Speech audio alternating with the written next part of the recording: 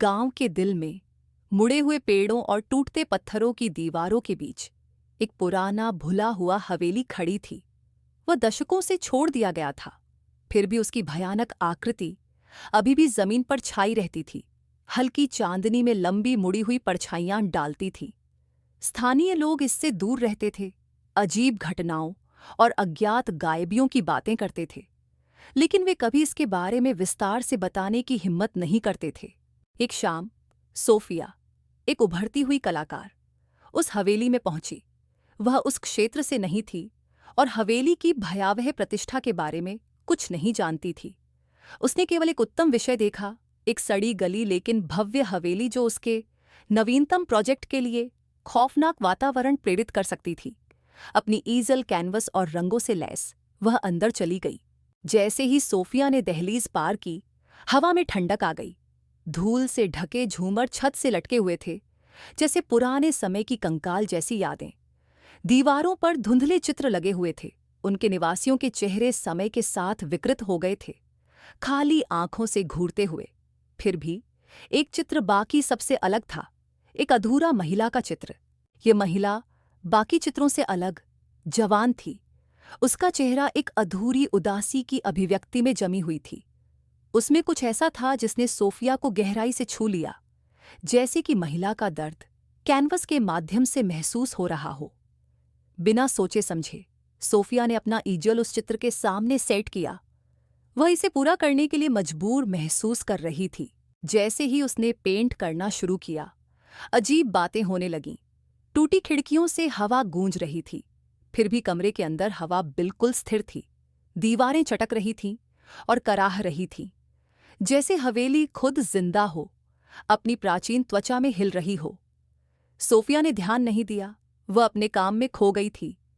Brush की हर stroke के साथ महिला चित्र में अधिक जीवंत हो गई। उसकी पीली त्वचा में एक सूक्ष्म चमक आने लगी। उसकी गहरी आंखें और अधिक गहराई प्राप्त कर रही थीं। सोफिया का ब्रश जैसे किसी अदृश्य शक्ति द्वारा निर्देशित हो रहा था। घंटों बीत गए और उसे पता भी नहीं चला।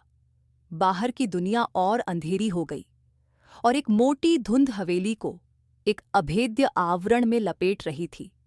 एकमात्र आवाज थी सोफिया के ब्रश की मुलायम खरोंच।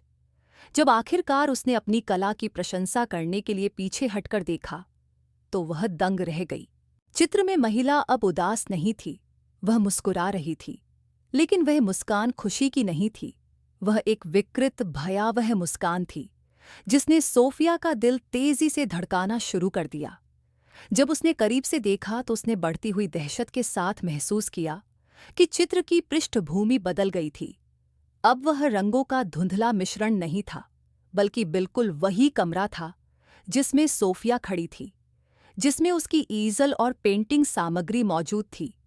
और वहां चित्र के कोने में एक आकृति थी, एक धुंधली परछाई जो उसके ठीक पीछे खड़ी थी। सोफिया ने घबराहट में पीछे मुड़कर देखा, लेकिन कमरा खाली था, या ऐसा लगता था। उसने फिर से चित्र की ओर देखा। उसकी सांसें अटक गईं। चित्र की पृष्ठभूमि में खड़ी आकृति अब और करीब आ गई थी। उसका हाथ अब चित्र में सोफिया के कंधे पर रखा हुआ था।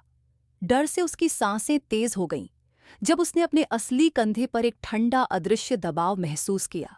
कमरा और ठंडा हो गया, रोशनी मध्यम हो गई। हताश होकर सोफिया ने अपनी सामग्री उठाई और भागने का इरादा किया, लेकिन उसके पैर जमीन से जकड़ गए थे। उसका शरीर किसी अदृश्य शक्ति द्वारा जकड़ा हुआ था। चित्र में महिला जैसे जीवित हो गई थी। उसकी काली आंखें दुष्टता से चमक रही थीं। सोफिया ने अपने कंधे पर दबाव कसते हुए महसूस किया, और फिर एक फुसफुसाहट, एक नरम खुरदरी आवाज उसके कानों में गूंजी, इसे खत्म करो। सोफिया का हाथ कांपता हुआ और बेकाबू ब्रश उठा लिया। चाहे उसने कितनी भी कोशिश की, उसका शरीर उसकी नहीं सुन रहा था। वह अब चित्रकार नहीं थी, बल्कि खुद ही चित्र बन गई थी, एक शापित कैनवस के दायरे में फंसी हुई। हर स्ट्रोक के साथ उसके चारों ओर की दुनिया फीकी पड़ गई। कमरा धुंधला होता चला गया, जैसे उसके आस-पास की हर चीज चित्र में समा रही हो। अगली सुबह हवेली फिर से हमेशा की तरह शांत थी। सोफिया गायब हो गई थी, बिना किसी सुराग के। लेकिन चित्र वहीं था, अब पूरा हो चुका था। एक सुंदर जीवंत चित्र जिसमें सोफिया को दर्शाया गया था, ठीक उसी कमरे में खड़ी हुई। एक छाया सी आकृति उसके ठीक पीछे झुकी हुई थी, और घर के बाकी सभी चित्रों की तरह उसकी आंखें आपको जहां भी खड़े हों वहां से देखती रहती थीं।